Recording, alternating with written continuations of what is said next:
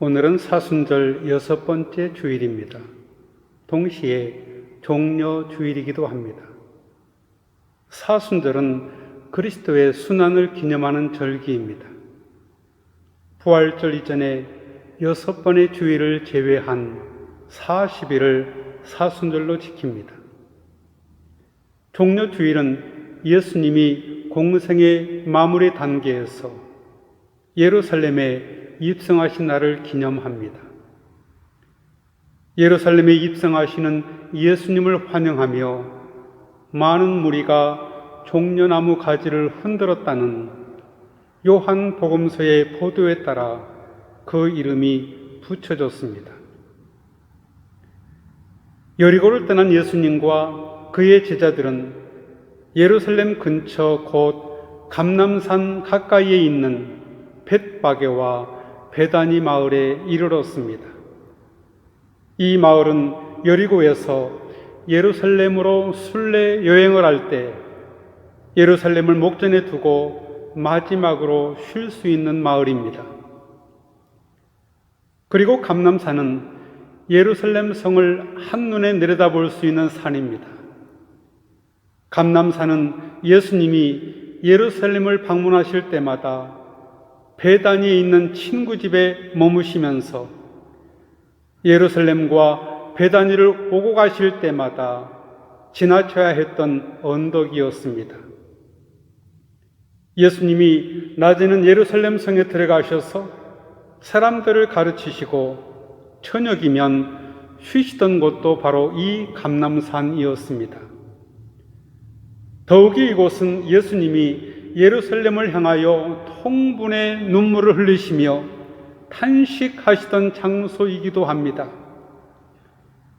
감람산 중에서 기드론 골짜기를 끼고 예루살렘 성과 맞닿아 있는 동산이 겟세마네 동산입니다. 예수님이 십자가의 고난을 극복하기 위해 하나님께 기도드리셨던 곳입니다. 그러기에 이 장소는 예수님을 배반하고 예수님을 유대 관원들에게 팔아넘겨 주었던 가룟 유다도 잘 아는 곳이었습니다. 예수님이 체포되시던 장소입니다. 그뿐 아니라 부활하신 예수님이 다시 오실 것을 약속하시며 승천하시던 장소도 감람산이었습니다. 감람산은 구약성서 스가랴 14장 4절에 의하면 메시아가 종말에 임하는 장소입니다. 유대인들의 궁극적 기다림의 장소입니다. 그날이 오면 주님께서 예루살렘 맞은편 동쪽 감람산 위에 발을 디디고 서실 것이다. 따라서 제자들이 예루살렘 성을 내려다보면서 예수님께 종말의 징조를 여쭙던 장소이기도 합니다. 벳바게는 베다니에서 예루살렘으로 향하는 북서쪽에 위치한 감람산 기슭의 한 마을입니다. 특히 베다니는 예수님의 친구인 마르다, 마리아, 나사로가 사는 마을이었습니다. 예수님이 죽은 나사로를 다시 일으키셨던 곳이기도 합니다. 바로 이 감람산은 예수님의 생애 중 십자가의 고난과 죽음을 앞둔 결정적인 사건들이 일어났던 의미가 깊은 곳이었습니다. 예수님은 당신의 최종 목적지인 예루살렘 성전에 들어가시기 전 제자들을 통해 입성하실 준비를 하셨습니다. 바로 그곳 감람산에서 예수님은 두 제자를 보내셨습니다. 그들을 보내시면서 이렇게 말씀하셨습니다. 건너편 마을로 가거라. 거기에 가면 지금까지 아무도 타본 적이 없는 나귀 새끼 한 마리가 메어 있는 것을 볼 것이다. 그것을 풀어서 이리로 끌고 오너라. 이는 구약성서 스가랴 9장 9절의 메시아 예언을 이루시려는 것입니다. 곧 시온에 따라 크게 기뻐할지어다. 예루살렘에 따라 즐거이 부를지어다. 보라, 너희의 왕이 너에게 임하시나니 그는 공의로우시며 구원을 베푸시며 겸손하셔서 나귀를 타시나니 나귀의 작은 것 곧 나귀 새끼니라. 나귀를 끌고 오라고 명령하시는 예수님은 나귀를 끌고 오는 일로 인해 야기될 문제점도 미리 말씀해 주셨습니다. 누가 너희에게 왜 이러십니까? 라고 물으면 이렇게 말하여라. 주님께서 쓰시려고 하십니다. 쓰시고 나면 지체 없이 이리로 돌려보내실 것입니다. 이때 주님이란 말은 피조 세계까지 미치는 예수님의 주권을 담아내기 위해 선택된 단어입니다. 즉 메시아적 왕권을 지니신 주님께서 그 나귀를 쓰시려 하신다고 말하면 그 나귀를 보내줄 것이라는 말씀입니다. 예수님은 자신을 주라는 존칭으로서 다윗이 약속한 분으로 소개하고 계십니다. 다윗과 그의 왕국과 연결되어 있는 종말의 희망들은 이제 현실이 되어야 합니다. 제자들이 마을로 들어갔습니다. 그들은 바깥 길 쪽에 나 있는 문에 나귀 새끼가 메어 있는 것을 보고 그것을 풀었습니다. 그러자 거기 서 있던 사람들이 제자들에게 물었습니다. 나귀 새끼를 풀다니 무엇을 하려는 것이요? 제자들은 예수님께서 알려주신 대로 대답했습니다. 주님께서 쓰시려고 하십니다. 그러자 그들은 가만히 있었습니다. 제자들이 예수님께 나귀 새끼를 끌고 왔습니다. 제자들이 자기들의 겉옷을 나귀 등에 걸쳐놓자 예수님께서 그 위에 올라타셨습니다. 그리고는 예수님의 일행은 감람산에서 예루살렘 성을 향하였습니다. 마침내 예수님은 평화의 도성 예루살렘으로 들어가십니다. 그러자 사람들이 몰려 나옵니다. 그들은 강자들의 힘에 가유닐려 살던 사람들이었습니다. 그들은 예수님이 가져오실 새로운 나라를 기대하고 거리로 몰려 나왔던 것입니다. 이러한 광경은 예수님의 메시아적 승리와 권위를 나타냅니다. 왜냐하면 예수님의 기적과 능력을 경험한 많은 무리들이 함께 환호하고 있기 때문입니다. 거리에 나온 많은 사람들은 자기들의 겉옷을 펴서 길 위에 펼쳐 놓았습니다. 길에 겉옷을 펴는 것은 왕의 등극에서 행해지는 자연스러운 관습입니다. 어떤 사람들은 들에서 잎이 많은 생나무 가지를 꺾어다가 길바닥에 깔았습니다. 종려나무 가지를 길에 펴는 것은 메시아를 맞이하는 충성의 상징입니다. 그들은 시온에 임하시는 메시아를 맞이하고 있었습니다. 그들은 예수님을 왕과 메시아로 맞이하고 있었던 것입니다. 기쁨과 설렘이 그들을 사로잡고 있었습니다. 그리고 앞에 서서 가는 사람들과 뒤따르는 사람들이 소리를 질렀습니다. 그들의 노래를 통해 그들의 속내를 들여다볼 수 있습니다. 호산나 찬송하리로다. 주의 이름으로 오시는 이여 찬송하리로다. 다가오는 우리 조상 다윗의 나라여 가장 높은 곳에서 호산나. 호산나란 여호와 하나님께 드리는 기도입니다.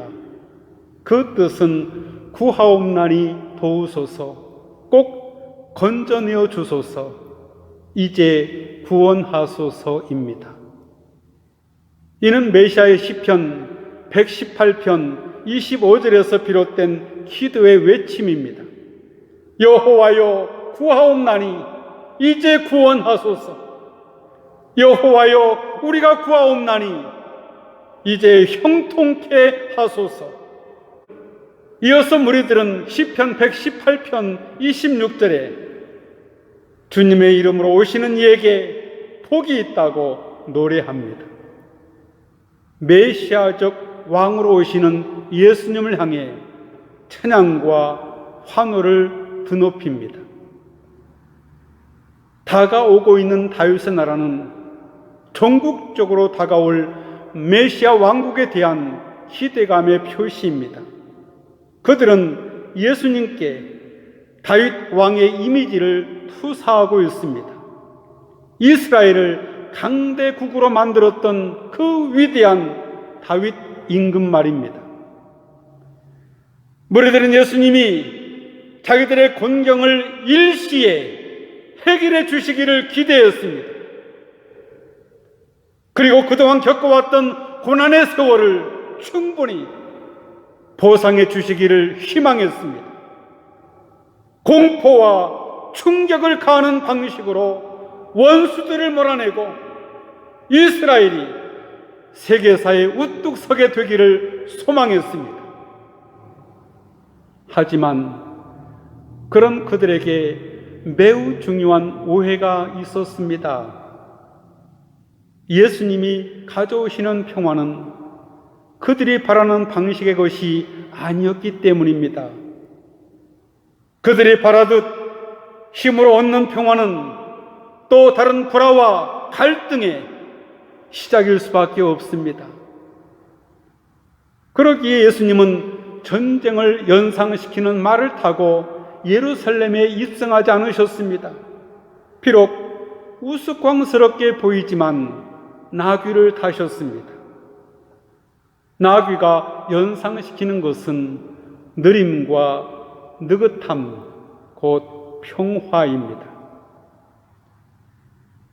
예루살렘 사람들이 예수님을 맞이하는 것은 기쁜 일입니다. 그러나 우리는 그 속에서 파탄의 씨앗을 봅니다. 예수님이 평화의 도성 예루살렘에 가져오시는 평화는 원수들과 싸워 이김으로 얻는 평화가 아니기 때문입니다. 예수님이 가져오시는 평화는 오히려 원수라고 생각했던 사람조차 사랑으로 부둥켜 안아 미움을 녹임으로 얻어지는 평화입니다. 예수님은 사랑과 섬김과 나눔이 아니고서는 그 어떤 평화도 불가능함을 꿰뚫어 보셨습니다. 강자의 횡포에 짓눌려 살아온 이들에게 예수님의 그런 입장은 비겁한 처신으로 보였습니다. 예수님이 가져오시는 그런 평화는 결코 이루어질 수 없는 환상처럼 보였습니다. 그래서 우리는 예수님을 그토록 열렬히 환영했던 무리들이 며칠 후 예수님을 십자가에 못 박으라고 외친 아이러니를 이해할 수 있습니다. 예수님께 대한 기대가 깨졌을 때 그 기대는 환멸로 바뀌고 환멸은 또다시 폭력으로 바뀐 것입니다. 폭력이 곧잘 좌절감의 표현인 까닭이 여기에 있습니다. 자신에 대한 희망과 긍지를 잃은 사람일수록 폭력에 매혹되기 때문입니다. 그렇다면 우리는 묻지 않을 수가 없습니다. 왜 주님은 누가 보더라도 어리석어 보이는 십자가의 길을 택하셨을까요? 다른 길은 없었나요? 우리는 예수님이 자기 자신을 학대하시는 분이 아닌 것을 압니다. 예수님도 살기를 원하시는 생명이셨습니다. 그런데도 주님은 십자가가 훤히 보이는 그 길을 걸어가시려고 하십니다. 왜 그러셨을까요? 폭력과 미움의 고리를 끊는 길은 그 길밖에 없음을 알아야 합니다. 골고다 언덕에 높이 세워진 십자가는 인간의 야만성과 고귀함을 동시에 보여주고 있습니다. 죽어가시는 예수님을 향한 군중들의 조롱과 비웃음 속에서 인간성의 어두운 심연을 봅니다. 하지만 저들의 죄를 용서해 달라고 비는 십자가에 달리신 분의 기도에서 인간이 얼마나 고귀한 존재인지 알 수 있습니다. 예수님은 그것을 온 몸으로 증언하신 분이십니다. 예수님은 폭력에 찍힌 인류에게 연민의 정이야말로 진정한 평화의 길임을 직접 보여주신 분입니다. 예수님은 온 몸으로 온갖 고난을 겪으셨습니다. 그러므로 예수님은 우리의 아픔을 함께 아파하시는 분이십니다. 예수님의 예루살렘 방문 첫날은 이렇듯 위엄과 권위에 찬 메시아적인 입성을 하셨습니다. 예수님께서 그날 예루살렘 성전에 들어가셨습니다. 예수님은 거기서 모든 것을 둘러보신 뒤에 날이 이미 저물었으므로 12 제자와 함께 베다니로 돌아가셨습니다. 함께 기도하겠습니다. 주님은 하나님의 뜻을 이루시기 위해 예루살렘에 올라가셔야 했습니다. 죽음을 앞두고 계셨지만 주님은 왕처럼 당당하셨습니다. 하지만 주님은 또한 나귀 새끼를 타신 겸손한 분이셨습니다. 주님을 향해 호산나 찬양을 부르게 하옵소서. 예수님의 이름으로 기도하옵나이다. 아멘.